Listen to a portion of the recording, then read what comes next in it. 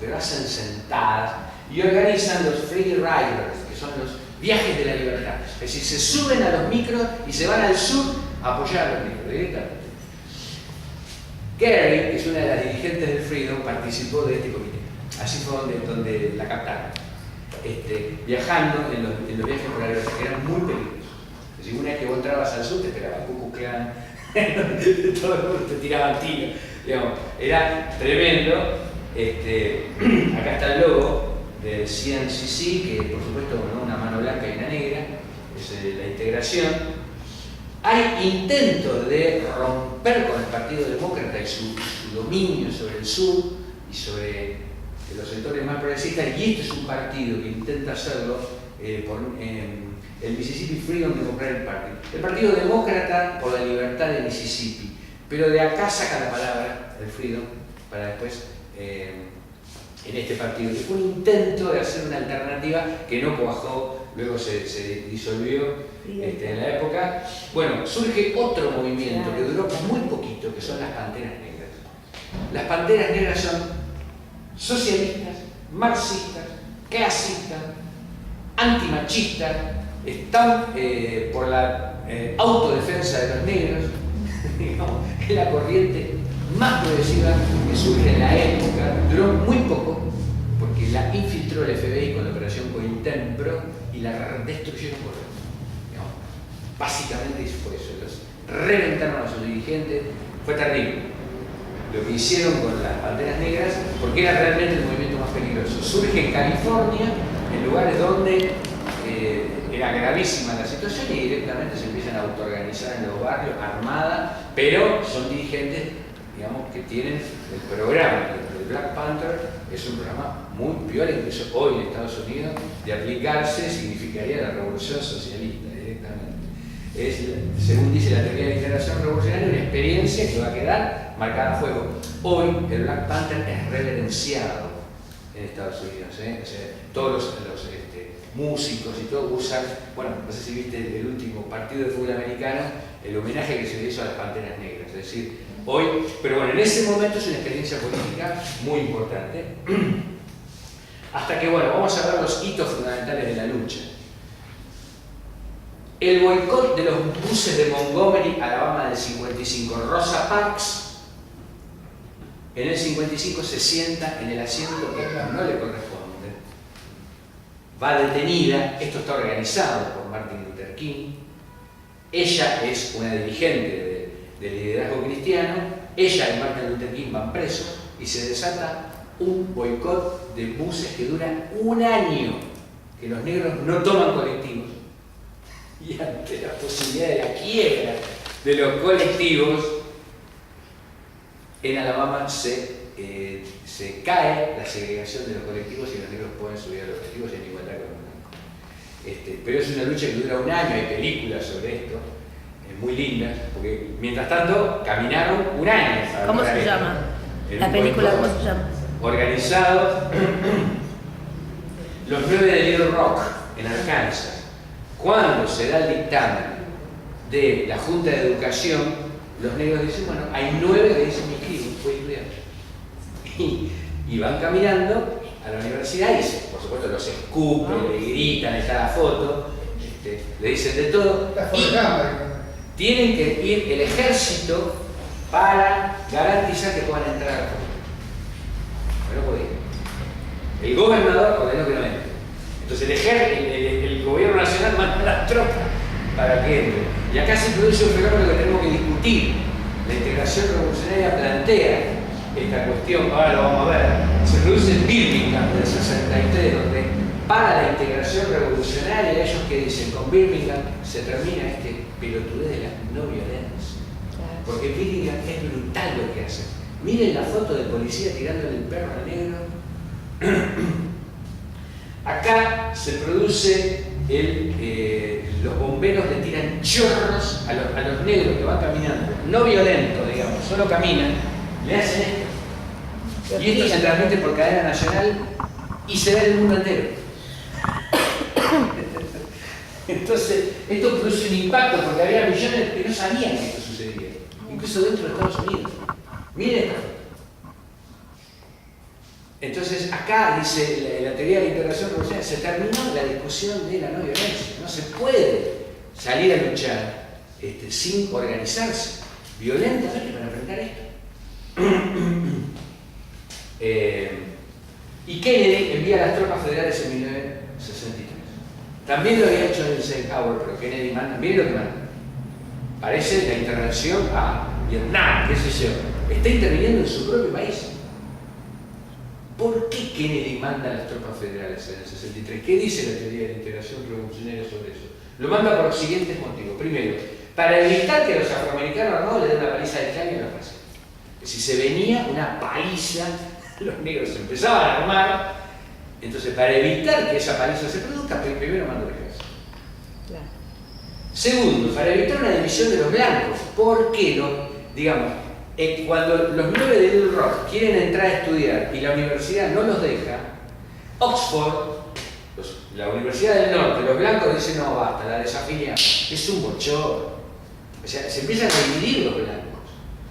Entonces, para evitar que esa división se produzca, interviene el ejército y además para mejorar la imagen de Estados Unidos. Es decir, como diciendo, venimos nosotros a garantizar la democracia, ¿no es cierto? Y también para intimidar a la clase obrera. Es decir, guarda, vos que hace quilombo, acá está bien. No jodas. ¿No es cierto? Todos esos son los motivos por los cuales aparece el ejército federal de los Estados Unidos acompañando a un grupo de negritos que estudian. Pero miren ustedes digamos, la tremenda conmoción social y la lucha que se está dando en Estados Unidos en ese momento. Y el Ku Klux Klan se organiza contra el voto. En el 61 ellos largan una campaña para atacar, linchar, torturar, asesinar, matar, todo lo que quieran que haya voto para los negros, no le vamos a dar el voto. Es decir, hay una polarización tremenda que se está viviendo en el país. Y entonces se produce un hecho político muy importante. ¿Se acuerdan del negrito Randolph?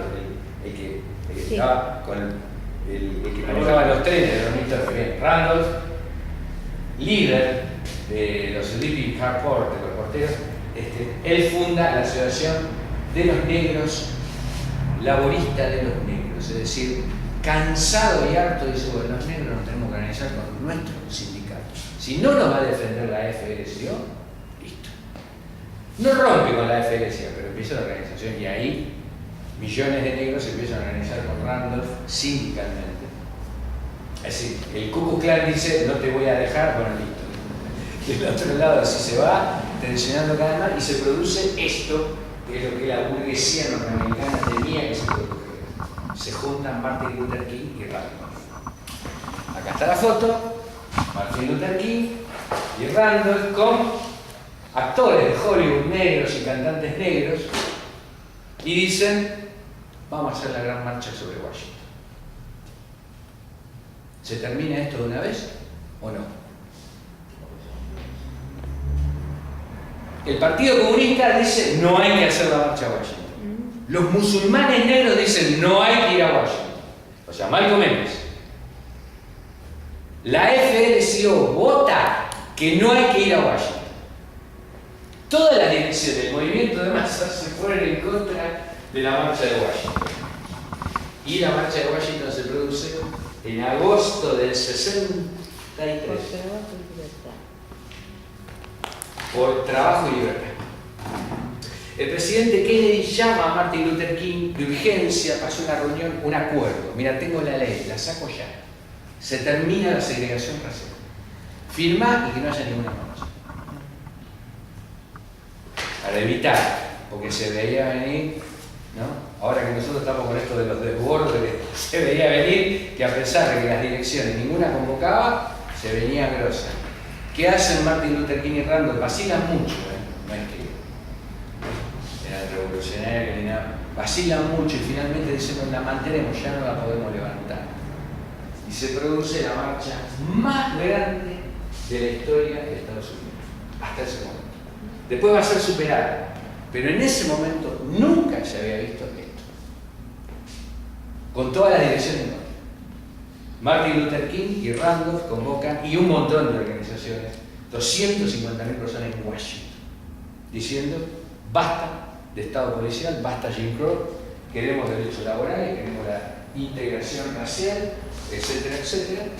Y acá Martin Luther King es donde hace el famoso discurso: yo tengo un sueño, I have a dream, y quedó para la historia.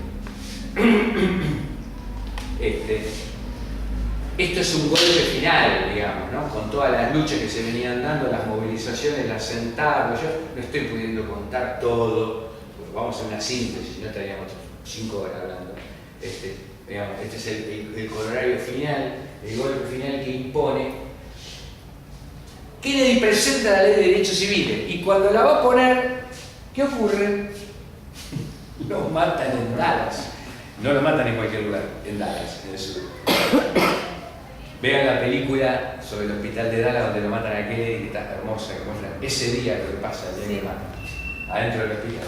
Es más, el Pentágono presiona para que invada Vietnam, y Kennedy venía de ser derrotado en Cuba, había invadido Bahía de Cochinos, y dice: yo no puedo invadir Vietnam, me acaban de pegar una paliza. Entonces la ley de derechos civiles, que ya salía, había un acuerdo con Martin Luther King, todo para que saca, no sale. Este es el segundo, este es un golpe de Estado. Directamente. Y asume el poder un señor desconocido, porque nadie lo había votado, era el vicepresidente. El vicepresidente de Estados Unidos es una figura decorativa completa. Un tal Lyndon Johnson, que nadie lo conoce, que presenta así él la ley de derechos civiles en el 64. Pero un año después, de todos modos, con efecto retardado, como quieras, como te guste, lo que sea, pero la tiene que presentar. Y cae el régimen Jim Crow. Es un hecho histórico. Acá están los carteles de la época. Jim Crow must go. Jim Crow se tiene que ir, se tiene que terminar. Eso es lo que dicen los carteles. Entonces yo le decía esta palabrita a Jim Crow, el payaso de los circos. Hay que manejarla, hay que entender para saber en qué consistió la lucha de la segregación. Es un hecho histórico, tremendo, pero producto, no es una graciosa concesión de Kennedy, ni de Lyndon Johnson, ni nada por el estilo, sino que hemos visto todos los muertos, lucha, etcétera, etcétera. Sin embargo, nada es gratis. Lyndon Johnson ordena la invasión de Vietnam. Es decir, unos meses después, al otro mes que pone la ley de para calmar adentro, pero el imperialismo ese que, digamos, es el gendarme mundial, ¿no? Había terminado un mundo de varios imperialismos que dominaban, y las revoluciones se las tiene que bancar este señor. Se hace ahí lo que se llama es una patraña, el incidente de Gulf of the Tonkin, donde dice: fuimos atacados por los vietnamitas. Mentira, vaya a saber, todo falso, y se declara la guerra de Vietnam. Bueno, pero ¿qué ocurre? La lucha continúa porque no los dejan votar a los negros. Es decir, una cosa es que se saque la ley y otra cosa es que se aplique.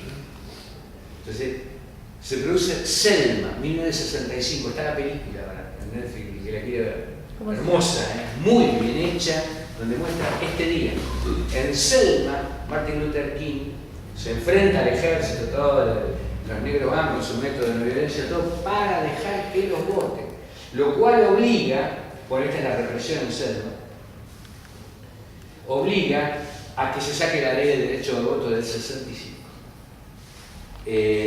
¿Por qué? Porque a los negros se les decía: así como no podés votar, me tenés que decir toda la Constitución de memoria. O sí, podés votar, son $500. ¿Y dónde saco yo $500? Entonces se elimina, bien que dice, después de casi 100 años de la promulgación, ¿se acuerdan? Sí. Había terminado la guerra civil, se había promulgado el derecho al voto.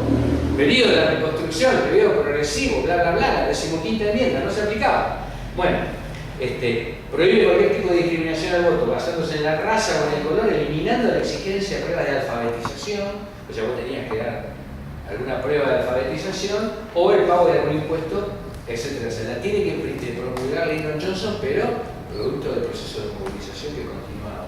Algo de lo que nunca se habla. Si vos vas hoy a Estados Unidos, ¿qué te vas a encontrar? Que Martin Luther King es el ídolo. Sí. Todos los hijos de puta más grandes hablan maravillas, Martin Luther King, como lo quiero. Además, hay un feriado nacional, que es el Martin Luther King Day. Sí.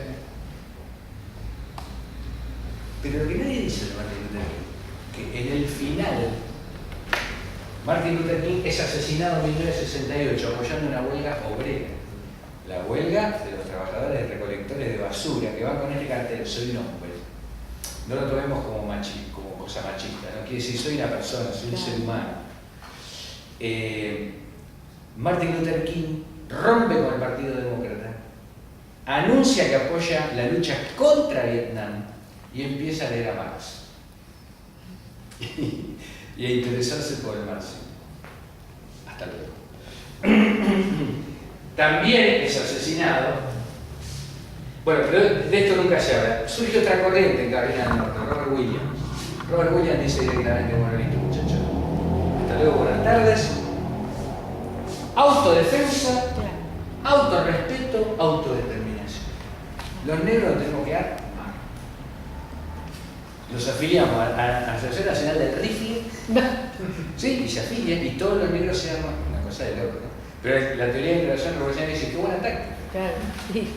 Pues la Asociación Nacional del Rifle es la más fascista que hay de derecha. Bueno, dan los rifles, dame un asocio bárbaro, y empezamos a tirar tiros, y saca libros negros con armas. Bueno, hay 5 premisas de la teoría de integración revolucionaria. La primera: los afroamericanos son una raza oprimida, no una nación. Porque imagínense el peso de los nacionalistas. El concepto de raza, basado únicamente en el color de piel, es un único fenómeno social creado por el capitalismo para justificar la institución de la esclavitud y la opresión a través de la segregación y la superexplotación. Es decir, la cuestión de la raza es un invento del capitalismo. No es una cuestión biológica, es una cuestión social, de relaciones sociales impuestas para la explotación. 2. El racismo y la segregación racial son fundamentales para el capitalismo norteamericano como un todo. Lo que hablábamos antes, ¿se acuerdan? No solamente en el sur.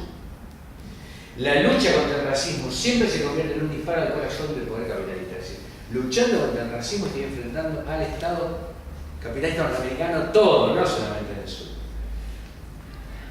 3. La corriente mayor del movimiento negro siempre fue la revuelta contra la esclavitud, la segregación y el racismo. Más allá de periódicos estallidos de explosión, el separatismo, o sea, los nacionalistas, fue siempre una corriente menor y subordinada, resultado de la derrota y la desesperación. O sea, hay una polémica entre nacionalistas, separatistas y integracionistas, que fueron los que conducidos más que nada por Martin Luther King. Los negros y la lucha negra es la clave de la lucha de clases en Estados Unidos y la revolución norteamericana. Por lo tanto, los negros están destinados a ser el motor de la dirección revolucionaria. La lucha negra es también decisiva internacionalmente para la lucha de los africanos y otros pueblos de piel oscura, no solamente los africanos, todos los de piel oscurita oprimidos del mundo. 5. La tarea del Partido Marxista de Estados Unidos es estudiar, participar, impactar en el movimiento negro y desarrollar un análisis de clase y programa decisivo. Un verdadero partido revolucionario no debe capitular a la reacción racista y las modas hostiles en la política negra, buscando proveer ideología política negra. O sea, no capitular al nacionalismo, ni tampoco a la no violencia de Martin Luther King, ninguna de esas modas, sino ubicar la política. Vamos a ver ahora un trago amargo para toda la reunión. ¿Qué pasó con la izquierda, el marxismo y el trotskismo durante todo este periodo? Volvemos para atrás en el tiempo y vamos a ver qué discutió la Internacional Comunista, Trotsky, Lenin, el trotskismo y el SWP, las polémicas que hubo, etcétera, etcétera. Como lo plantea el libro. Acá lo tenemos a Claude McKay, que es un dirigente negro en la reunión de la Internacional Comunista en 1919. El cuarto congreso, todavía Lenin vivo, plantea la igualdad de salarios, derechos políticos y sociales de negros y blancos y lucha por organizar a los negros en los sindicatos, junto con los blancos. Hasta ahí una política de integración.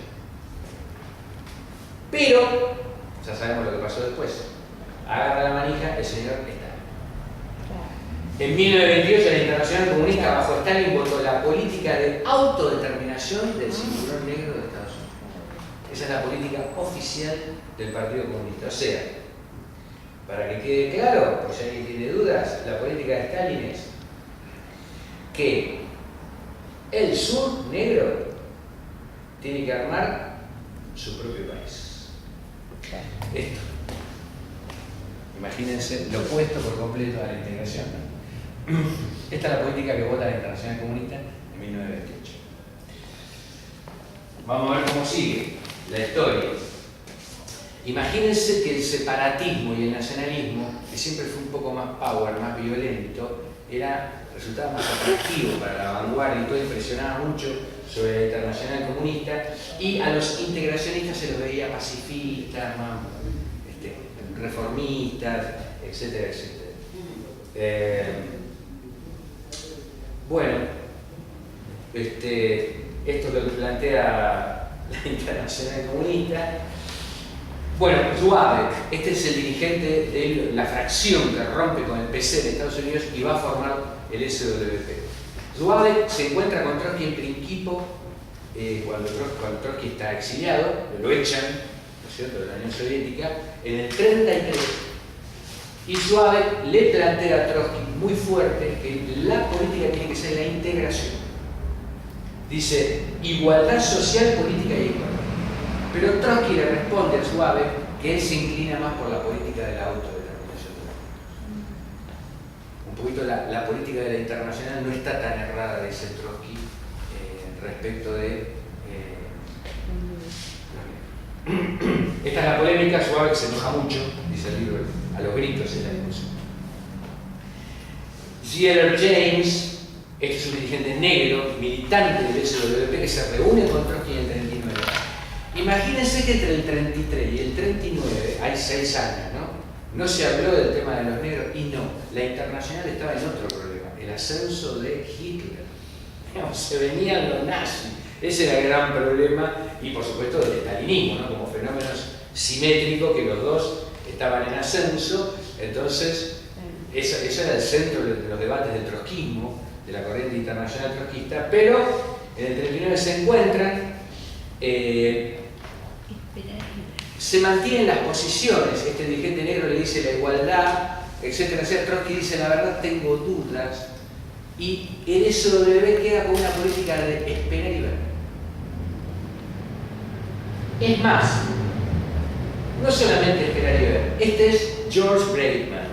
En el 39 él dirige la reunión, él es el encargado de la cuestión negra del SWP. Y él dirige una convención del SWP, donde viene con la línea de esperar y ver. Y es más, no solamente esperar y ver, que los negros deciden. Puede ser integración o puede ser autodeterminación. Ahí va. Una confusión ideológica tremenda. Queda el SWP, o sea, ¿qué hace un militante del SWP concretamente? ¿Qué tiene que decir? Lo que diga el negro. Pero, como el PC en ese momento gira a la derecha, al acuerdo con Roosevelt, los negros quedan solos. Y el SWP sigue apoyando a los negros. Entonces, durante toda la década del 40, el SWP, a pesar de su confusión, se llena de negros. Es un partido que capta, y en 1948 la mitad del partido es negro.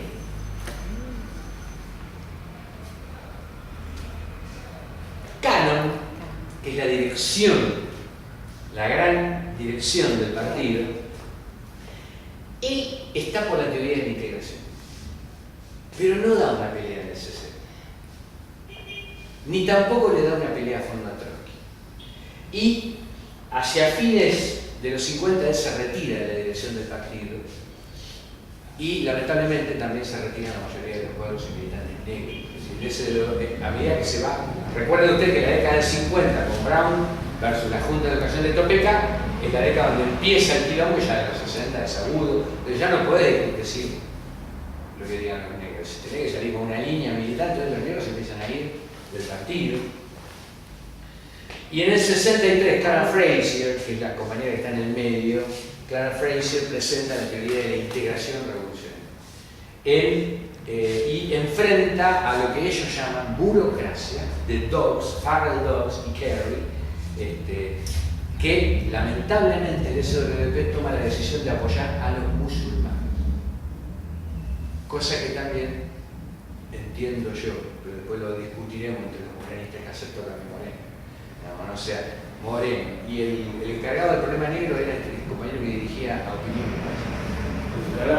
Lagarde, es el que escribe. Lagarde dice: hay que apoyar a los musulmanes, como dice el SWP. El Freedom considera una traición. ¿Cómo apoyar a los musulmanes? Entonces, de hecho, la regional Seattle, porque en ese momento Mercedes va a ir a conocer, es una regional que está al norte, ahí, pegadito a Canadá. Es la única regional. Clara Frazier es la compañera de Richard Frazier, que son libros, después ellos se separan, hay un quilombo, bueno, lo vamos a hablar, pero son los compañeros que dicen: no podemos llevar adelante esta política. Bueno, ahí nace el Freedom. Primero como una regional disidente que plantea esta teoría. Bueno, Malcolm X rompe con los musulmanes. Es un hecho muy importante, pero en el 65 también lo mata. Malcolm X hace una ruptura también por izquierda, bueno, así como les había anticipado yo que Martin Luther King también empieza a romper con el Partido Demócrata. Los dos son asesinados. El SWP publicó todos los escritos de Trotsky sobre la cuestión negra que daban apoyo a su política y ocultó las citas de Trotsky que contrariaban su posición. Dirigido por Farrell Dobbs y Kerry, se transformó en un flácido partido socialdemócrata y estalinista entre las masas, comenzando así su crisis definitiva. Nosotros conocemos la putrefacción del SWP cuando apoya a Castro, ¿no? Cuando se hace castrista. Pero, evidentemente, nos enteramos ahora por los compañeros del Freedom que esto empezó bastante antes en la propia Estados Unidos, frente al hecho de lucha de clase que estaba conmoviendo todo, con el SWP tomando la decisión de apoyar a los musulmanes. El movimiento negro estaba en el 73 en el límite de una nueva etapa de orientarse hacia la revolución social. Pero el movimiento negro carecía de 4 elementos fundamentales. Esto es lo que dice la teoría de integración revolucionaria. Una dirección revolucionaria preparada para liderar el trabajo revolucionario, una estrategia y programa revolucionario, un partido revolucionario bien organizado y implantado de masas, una sólida alianza con los trabajadores del norte y los movimientos radicales. Radicales allá es de izquierda, digamos, ¿no? Se utiliza esta palabra. Bueno, vamos a ubicar de vuelta en el límite de tiempo. ¿Por qué el movimiento negro no tiene una dirección revolucionaria? Porque el SWP, el partido fundado por Trotsky, llamado a dirigir la revolución, todo, su dirección como una política que, bueno, hoy entendemos un poquito. Estas son las razones por las cuales el trotskismo está como está, digamos, ¿no? Pero en ese momento está gobernando Lyndon Johnson, es un gobierno muy débil, muy en crisis, sigue la movilización, etcétera, sigue la lucha, y van a las elecciones. El Partido Demócrata, el Partido Republicano presenta a un tipo desconocido, Richard Nixon, que ya había perdido con Kennedy, y el Partido Demócrata presenta a Bob Kennedy, el hermano de Kennedy, Robert Kennedy, que había sido juez de la Corte Suprema, etcétera, etcétera, lo quieren mucho los negros, esto, lo otro, ¿verdad? Lo mataron a Kennedy. Entonces gana Richard Nixon, que es un... Bueno, imagínense, ¿no? Robert Kennedy asesinado en el 63, Malcolm X en el 65, Martin Luther King en el 68, Robert Kennedy en el mismo 68. O sea, ¿cómo esto está? No joda, digamos. Hay matanza de presidente y todo. Y gana Richard Nixon. A la muerte de Kennedy lanza la ofensiva en Vietnam. Vietnam estaba muy jodido, pero Nixon se va a enfrentar ya no solamente contra un movimiento de negros, sino contra un poderoso movimiento contra la guerra, que liquida la presidencia de Nixon. Nixon es el único presidente de la historia de Estados Unidos que renunció. Es el de la Rúa de Estados Unidos. En el 71, con el caso Watergate, Nahuel Moreno dice que el intento de Nixon fue intento de imponer un régimen bonapartista, es decir, frenar el proceso que había dentro de Estados Unidos. Yo estoy siendo cuidadoso y no uso la palabra revolución ni revolucionario, después voy a dar mi posición. Pero eso que había en Estados Unidos, llamarlo como te gusta, había que frenarlo. Nixon es el que dice, bueno, vamos. Y el tipo interviene en los teléfonos del Partido Demócrata, y empieza a tomar medidas de corte bonapartista. Cuando esas denuncias estallan, presenta la renuncia, pero era un gobierno ya estaba liquidado por un proceso de movilización muy profundo, que no se compone solamente de la... Yo incorporo estos elementos para que entendamos el contexto. Empieza la lucha, Woodstock se da en ese momento, es una gran manifestación de masas contra la guerra. La consigna de la paz en Estados Unidos es revolución, Claro. es el retiro de las tropas, digamos, ¿no? Viene la segunda ola del movimiento de la mujer, lo que las compañeras de Mujeres por la Libertad vienen estudiando y nos van a aportar cuando hagamos. Esto vamos a verlo más en profundidad, pero digamos, para decirlo, viene la segunda ola, la primera había sido la anarquista, esto irrumpe con todo. Entonces es un movimiento de los negros, de las mujeres, y el movimiento de la mujer siempre estuvo muy vinculado al movimiento de los negros a lo largo de la historia, desde la guerra civil. Y además estalla el movimiento gay. El movimiento gay es muy poderoso en Estados Unidos y estalla a partir de la insurrección de Stonewall. En Stonewall los gays se apoderan de un pedazo de Nueva York durante 4 días luchando contra la policía y el ejército. En Stonewall la policía reprime a unos gays que están tomando un café en este café que se llama Stonewall y se citan todos y dicen, se arma marrica y se pudrió todo, tan harto de que los humillen y de todo, y a partir de acá nacen las marchas del orgullo gay, que es una movida mundial. Bueno, en la década del 70 el movimiento negro entra en una etapa de reflujo, producto de la inexistencia de una dirección revolucionaria. Toda esta movida que estamos viendo, mujeres, gays, negros, contra la guerra, que triunfa, que logra el retiro de las tropas, hace renunciar a Nixon, todo. Y el movimiento negro entra en un reflujo y una discusión de sus características y empiezan a gozarse todas las teorías. Surge como producto de esto la teoría del black macho, digamos, el negro que tiene el gran pene, que todo lo puede. Es una teoría muy reaccionaria. Es decir, los negros que continúan sufriendo la represión brutal, etcétera, empiezan a formular teorías del tipo somos los más lindos, somos los mejores, Surge esta escritora, Michelle Balas, que va a responder a este mito del black macho y de la supermujer, con este libro, que es un libro que hace historia, donde les dice a los negros, ustedes, negros hombres, están haciendo lo mismo que los hombres blancos. Claro.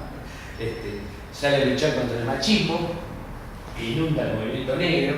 También en ese momento asume este señor, porque después del gobierno de renuncia a Nixon y asume Gerald Ford, que es un gobierno súper débil, un vicepresidente que lo único que quiere es llegar al final del mandato, y después asume James Carter, que todos recordamos, un gobierno ultra débil, pero que inventa esto de la zanahoria, no lo inventa, digamos, la restituye la política de la negociación, muy débil el imperialismo frente a la masa, pero después viene que ya no es, es la contraofensiva militar, política y todo, adentro de los Estados Unidos, un profundo proceso de represión, pobreza de los negros. Y es en ese momento que se da una conferencia antes de la asunción de Reagan, la Conferencia Nacional Lesbiana y Gay del Tercer Mundo. Ellos plantean que es un hito histórico porque ahí plantea la unidad de los negros, las lesbianas y la comunidad gay con la gente del Tercer Mundo, los movimientos del Tercer Mundo que están luchando contra el imperialismo. Los nacionalistas profundizan el giro a la derecha. Muchos de los dirigentes nacionalistas, los que hablaban digamos, de esto de la nación negra y no queremos nada con los blancos, son cada vez más antimarxistas, cada vez más machistas, cada vez más profundizan ese giro y los compañeros plantean que la lucha de los afroamericanos, o sea, la lucha de los negros es democrática, pero es parte fundamental. Y esta teoría, la teoría de la integración revolucionaria, es parte de la teoría de la revolución permanente. Bueno, termino acá la exposición con una última cuestión, y abrimos si tienen preguntas, debate, todo lo que querramos plantear, que es el impacto que tienen los negros y la cultura negra en el mundo. Nosotros podemos, es tanta la situación de represión, segregación y todo que han sufrido a lo largo de la historia que es difícil decir tal escritor negro no hay, o tal actor negro, hay poquitos, ¿no? Pero si hay un lugar donde detectamos claramente la influencia negra es en la música. Toda la música que escuchamos viene de los negros, casi toda la música que escuchamos viene del sur de Estados Unidos, donde se fusionó el folclore, el folk, con el soul, que era la música de los esclavos, y surgió el rock, el movimiento musical más conocido en el mundo, y hoy más conocido, por ahí menos para alguna generación, pero más conocido todavía el rap, que nace en Nueva York. Bueno, el aporte de los negros a la cultura y todo es espectacular. Y eso también es parte de la teoría de la integración revolucionaria, es decir, cómo es fundamental esta lucha para, digamos, no solo cómo impacta en lo político, sino también en todo, hasta lo más mínimo, hasta la vida cotidiana. No habla del Estados Unidos de hoy. Esta teoría, cuestión sobre la cual también podemos hablar y discutir cuál es la situación de los negros hoy dentro de Estados Unidos y qué movida y qué direcciones aparecen. Sino que esencialmente, como lo dijimos al principio, es el balance de la lucha que teníamos en la década del 50, 60 y 70, la discusión que hubo en el trotskismo y por qué nace el freedom y se tuvo que separar del SWV.